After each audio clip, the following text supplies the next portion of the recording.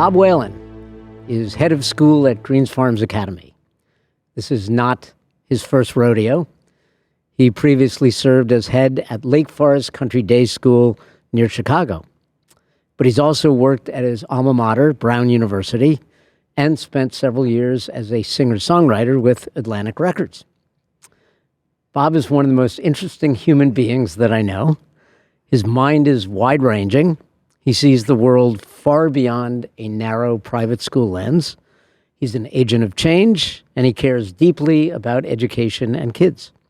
So welcome, Bob, to 06880, the podcast. Thank you, Dan. I'm honored to be here. I appreciate the kind words, and so many of which I would reflect right back to you. So thank you. My pleasure. So I have to start with your music background. You were a musician, you toured, it was, a really interesting life, and you left it for a place where pretty much every day you're in the same place. Yes. Education. Good move, or do you wish you were still on the road?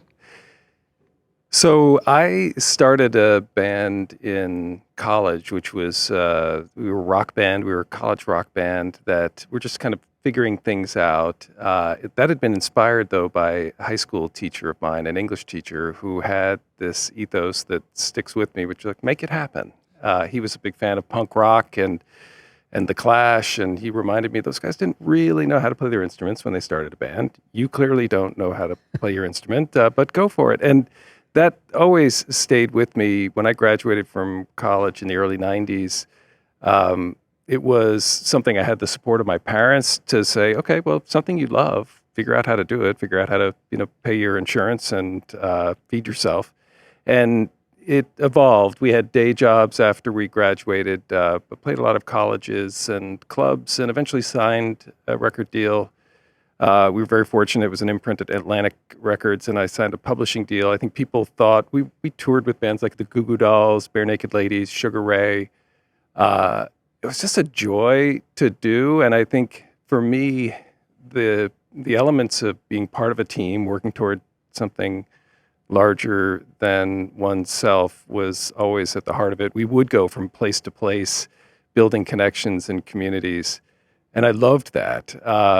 When AOL and Time Warner merged, everybody who cared about us was fired. So it's not as if I guess I probably could have, did I want to try and start over again? This was in 2000.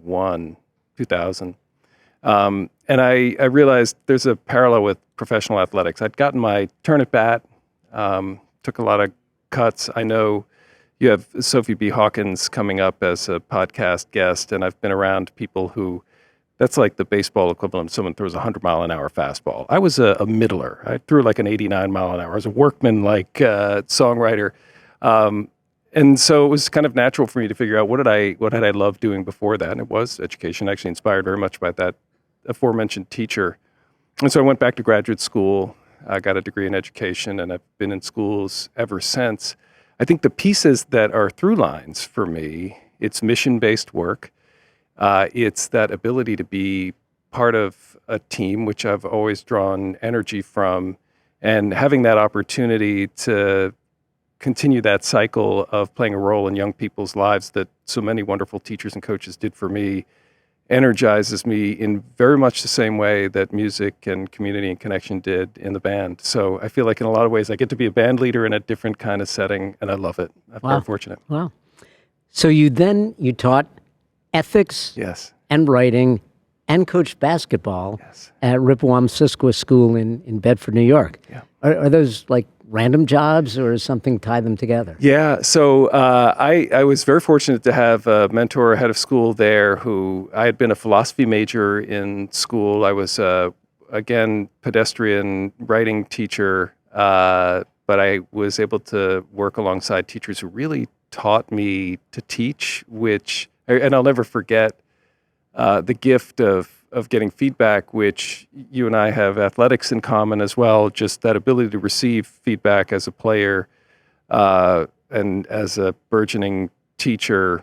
I remember somebody once saying, Bob, the kids really like hearing what you're saying, but you're talking too much, which is so valuable, because the best teaching is actually, through inquiry-based, asking kids questions, having them reveal to themselves the concepts and ideas.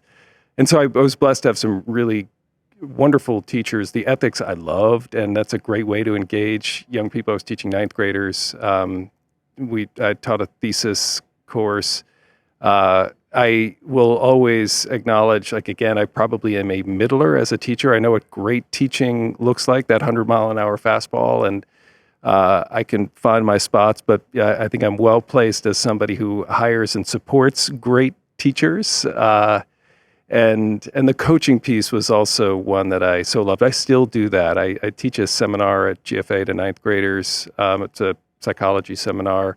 And then I'm our assistant middle school basketball coach. And we took a loss yesterday, Dan, that I blame on the coaches. That was our fault.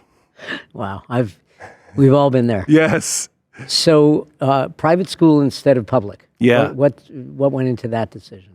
So I had not. So Ripon-Cisco was a pre-K to 9 school, and I think for me, I had been as a student both at public schools and independent schools. And one of the things, and it's in a community like Westport, we have the very best public schools in the state here, and that surround us. So I've always had profound respect. I'm a product of both public and independent schools. What the independent school environment allowed me to do as a teacher, coach, was dive right into the deep end. And there's a latitude that's afforded that probably would have required many more years of certification for me to have received as a relatively novice teacher when I began. So that was part of it. The other piece that I was drawn to was the ability to just be a little more nimble in independent schools that aligned with my own approach. Though what I will say, I'm Stafford Thomas, who's the principal at Staples, and we're text pen pals. I feel really blessed to be in a community where we have such strong independent and public schools and open lines of communication with one another. And oftentimes there's a kind of a permeable membrane where students come to us and then they may go back. And so I really feel very privileged to be a part of that kind of a learning community. What do you and Stafford text about? We a lot about TV shows that we watch to restore. He's got impeccable taste. We both are comedy fans, sports fans. He's probably way too modest about this, but he was a talented high school athlete, and he actually, I think, rode at Georgetown a little bit. And he's one of those sleepers who you have to you were better than what you're saying, and just such a thoughtful person. So oftentimes it's just to give each other a laugh. Actually, although it's a sunny day here in February, I feel like it's usually in those low vitamin D months that he and I are in touch. And then we have a burger every summer. Nice. So your route to Greens Farms Academy. Yeah. What got you there, and what were its strengths, its weaknesses, and what were your goals? So I was, as you mentioned earlier, I was a head of school at Lake Forest Country Day, which is about a half hour north of Chicago, or 30 miles north of Chicago, actually. If you know Chicago traffic, it's much longer than a half hour. What am I saying? And we're originally from the Northeast. I'd been an associate head at Ripon-Cisco in Bedford, New York. And so I was at a place professionally where when head openings surfaced, I would hear from recruiters, and we were very happy there in Lake Forest. And when I heard from a recruiter about Greens Farms Academy, it did pique my interest, both knowing Westport, Fairfield County. I had a pretty good sense of what my predecessor, Janet Hartwell, had done, which really extraordinary work developing really this robust academic platform and signature programs. I reached out to some of my former students from Ripon-Cisco who'd gone to GFA, and the things that I heard that really had my complete and undivided attention were very much aligned with my philosophy, which I make parents one promise, Dan, which will know and love your kids. I do not promise specific college outcomes or Broadway performance opportunities, but when we can create the opportunity where kids feels known and loved, where there's a sense of partnership with teachers, it routinely opens the door to kids feeling more confident in their abilities and themselves. And so I heard all of that initially about GFA. And then when I came to visit, the kids reflected that back to me, as did the faculty, the volunteers. And then Westport was a community that I had known about since I was a kid, like Bewitched and Paul Newman. And I loved the creative underpinnings of this community. It has some parallels to some of the North Shore of Chicago, but I liked that kind of independent creative quality about Westport. I'm a real Westport home teamer at this point, so I probably can't be as objective anymore, but those elements were there, and we couldn't be happier. Our families, I'm in year 5, and we've loved it. So is Greens Farms Academy in Westport, or is it of Westport? Yeah, so we are in Westport. It's a I know that, in the I like that though. That's actually really important to me. And not only in Westport but in Fairfield County, the relationships that I feel any great school, especially an independent school that has the flexibility we do, we have a responsibility as a learning organization. And that was one of the things that I did want to do coming in, which was to invite people to the school, to invite people to take advantage of the opportunities we get to as teachers and coaches and community members. And so from day one, the idea was, let's open the doors. Anytime we have a professional development opportunity, let's invite the community. And so we've been fortunate enough to bring the likes of Dr. Lisa DeMoore a couple of times. Jonathan Haidt came recently, Michael Thompson, Jerry Kraft. And one of the things that I love now, we'll have one of those speakers come. And I would say, in a 400 student or 400 at a nighttime event with adults, easily half of the people in the audience are not immediately connected to GFA, which is really meaningful. It's of note at the last couple of talks, First Select Woman Jen Tooker being there, and Fody Koskinas, which to me also speaks volumes about a community that cares about education and civic life and adolescent mental health. So I would say very much of Westport. We actually even changed. I think we used to have a P.O. box at Greens Farms, but our address is in Westport, Connecticut, which was kind of another way of just punctuating, we're here. Yeah. And coming up on 100, depending upon how, and you've written about this before, I love knowing the original schoolhouse was like a hair salon now. But the school as an entity is coming up on its centennial in a couple of years, which is kind of neat. That's awesome. Yeah. So what, you came in, you were the new head.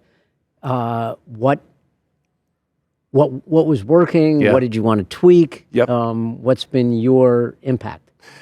Well, so many things were working. It's sometimes when someone comes in as a new head of school, they need to affect change right away. I had the great good fortune, thanks to Janet and so many extraordinary administrators and teachers.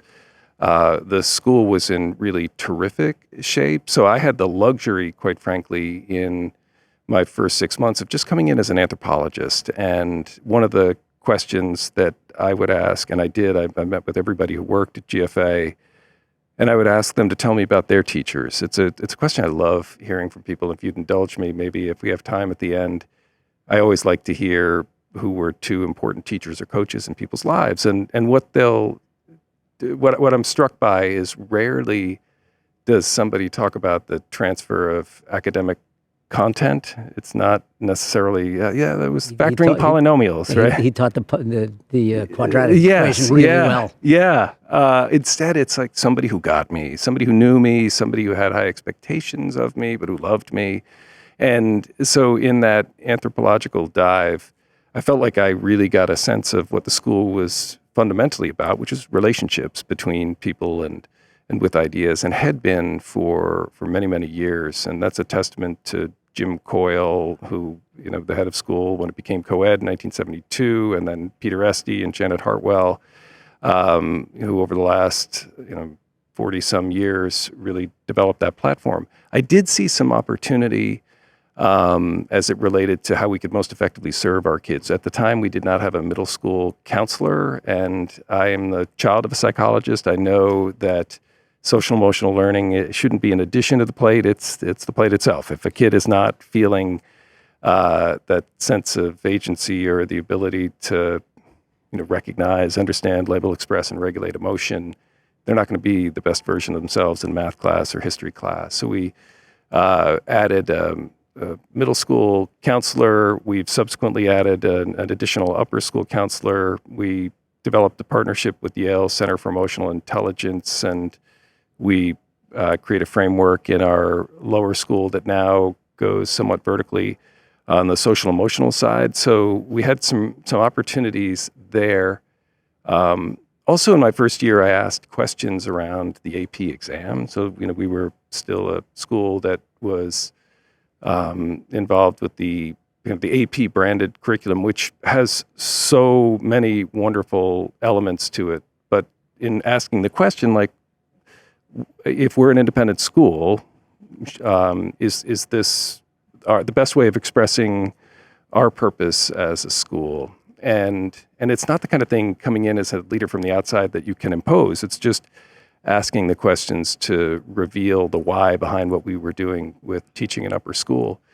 And over the course of that first year, we had those conversations. And by my second year, we moved beyond the AP. And to be more specific about that, we probably 14 of the, if you think about AP as college level courses, I would say 12 to 14 of the courses that were AP frames worked really well for us in world language and mathematics. But what we were finding, for example, as a school that's really interested in inquiry, if a student, sophomore through senior year, they're taking 3 AP history classes, there really wasn't the time to write a research paper. And the idea of being able to dive more deeply into a specific subject area was something that felt very much akin to our school's mission about preparing kids for lives of purpose.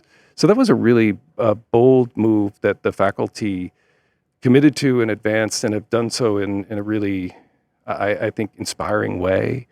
And again, I would just characterize that even more of just the school amplifying things that it was already doing well, which I think you, as a long-time and very successful coach, that I feel like part of my job is, if we're preparing kids for lives of purpose, and Maslow would talk about that as what one can be, one must be, what does that look like for us as a school? And this was a logical outgrowth of that. I've spent not enough time on the Greens Farms Academy campus, but every time I'm there, I'm very impressed. And I want to talk about diversity, equity, and inclusion. GFA does not look like the same school it was 20 years ago. Yeah.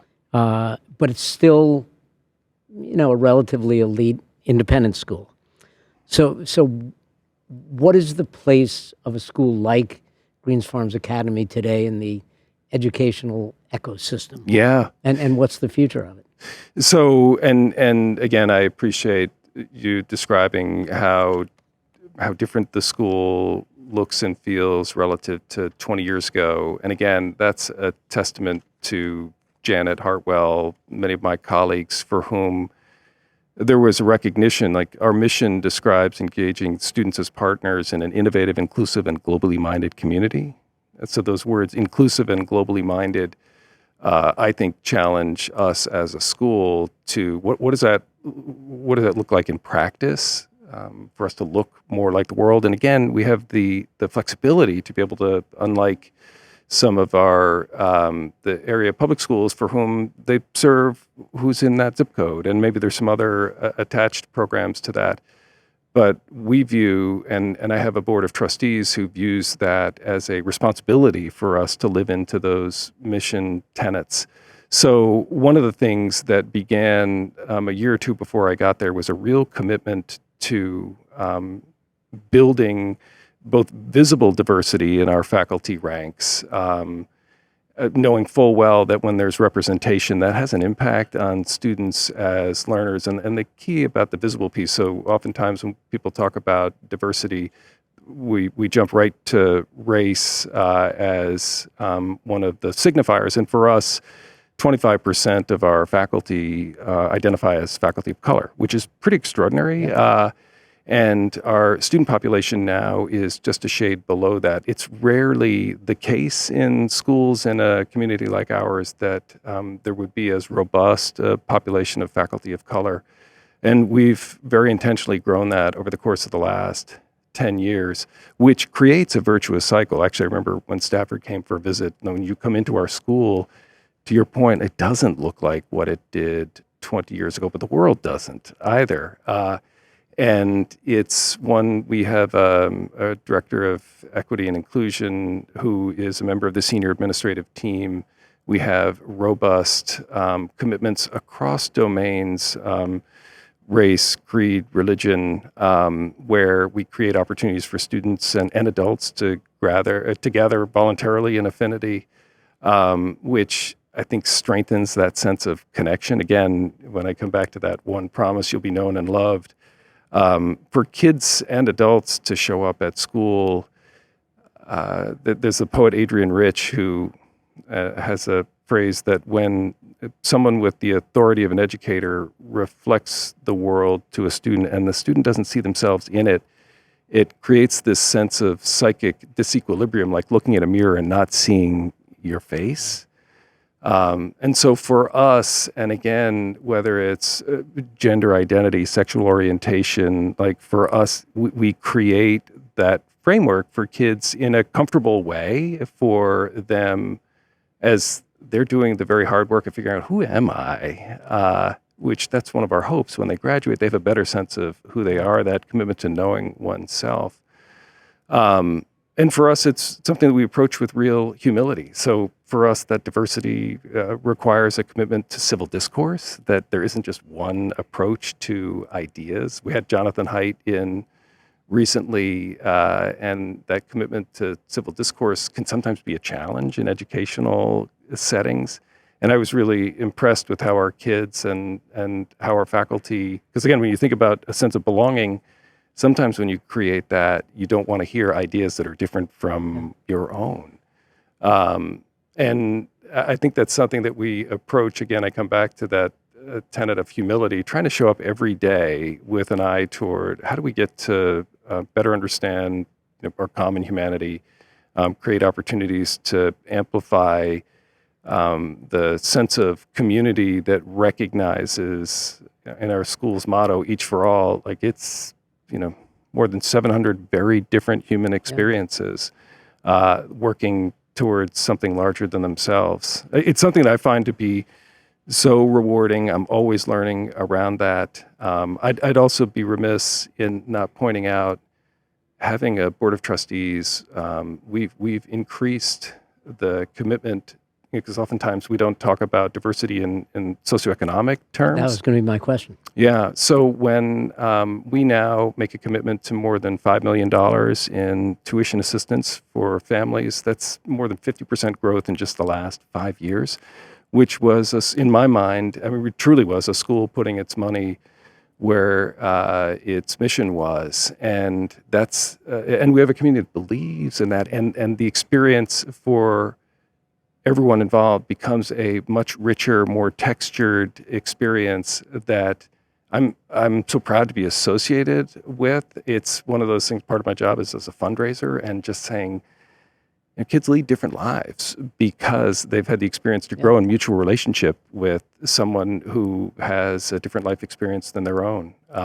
So that's been, and something I think we should probably talk as a school just more about. And because I think there are some times when people can have a notion about a school that's 25 years old. And well, I know when I went to graduation last year, and thank you for inviting me, Darryl McDaniels, founder of Run DMC. That's right. That's not a usual independent school graduation. You're absolutely, wasn't that a joy? That was great. Again, yes. And I think that's available online if anybody's looking. It's so inspiring to hear him. So 2 more questions. Yeah. This is great.